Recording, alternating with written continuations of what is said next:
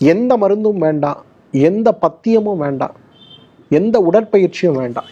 எப்படி நான் ஆரோக்கியமாக இருக்கிறது? சித்தர்கள் அவ்வளவு அழகான ஒரு சுலபமான வழிமுறையை சொல்லி கொடுத்துருக்கிறத பார்க்குறோம். என்ன வழிமுறை தெரியுமா? காலை எழுந்த உடனேயே வெந்நீர் சாப்பிடுகின்ற ஒரு பழக்கம், குறைந்தது 300 மில்லி வெந்நீர் சாப்பிடக்கூடிய ஒரு பழக்கத்தை வைத்து கொண்டாலே ஆரோக்கியமாக இருக்கலாம் அப்படின்னு சொல்கிறாங்க. என்ன சார் சொல்கிறீங்க? காலையில் எழுந்து வெந்நீர் குடித்தா ஆரோக்கியமாக இருக்கலாமா? எப்படி சார் அது?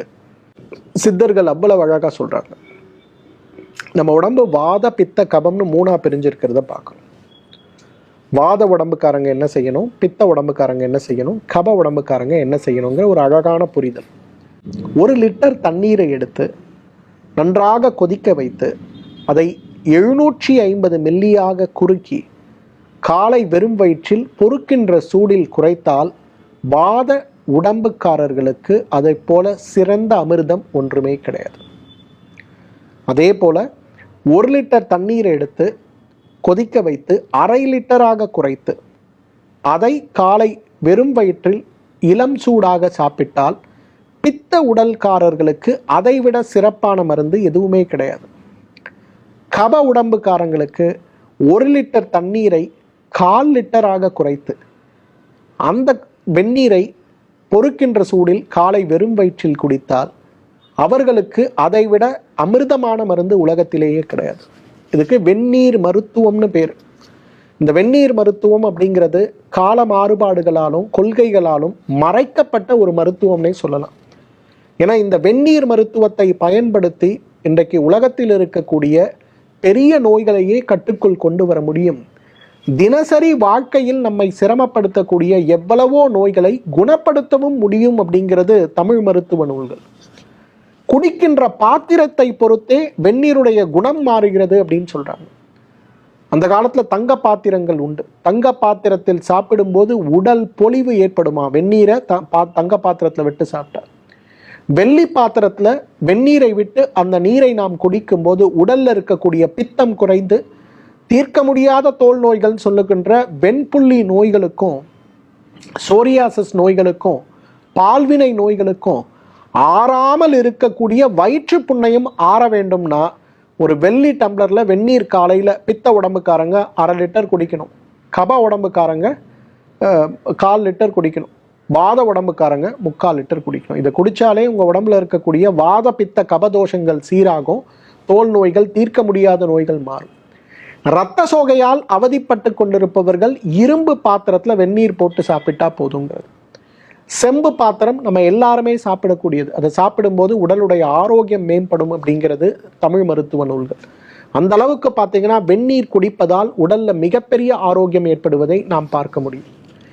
தினசரி காலையில் எழுந்த உடனேயே வாத உடம்பு பித்த உடம்பு கப உடம்புக்காரர்கள் அவர்களுக்கு ஏற்றாற்போல் வெந்நீர் குடிப்பதால் நமக்கு 10 வகையான பெரிய நோய்கள் சுலபமாகவே தீர்க்க முடியுங்கிறது தமிழ் மருத்துவ நூல்கள்.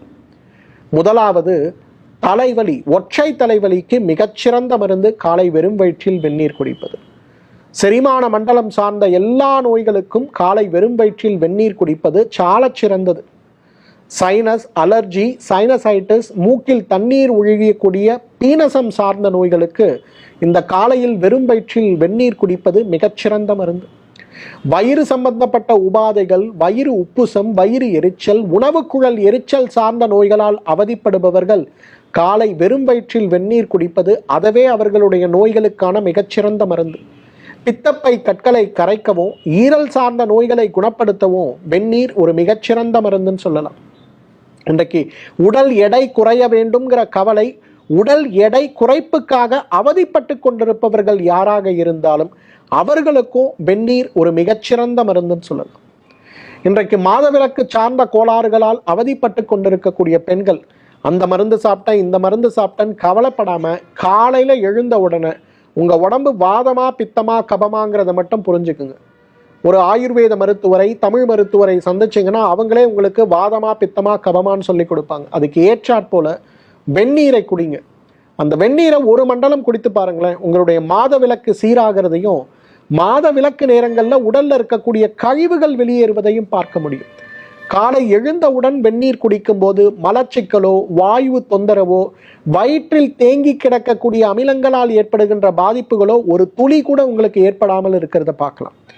எப்பொழுதுமே உடற்சோர்வு, காலையில் எழுந்து வாக்கிங் போகணும்னு நான் நினைக்கிறேன், ஆனால் என்னால் முடியல, என்ன காரணம்னே தெரியலன்னு கவலைப்படுபவர்கள் கூட காலை எழுந்தவுடன் அவர்களுடைய உடலமைப்புக்கு ஏற்றாற் போல வெந்நீர் குடிங்க.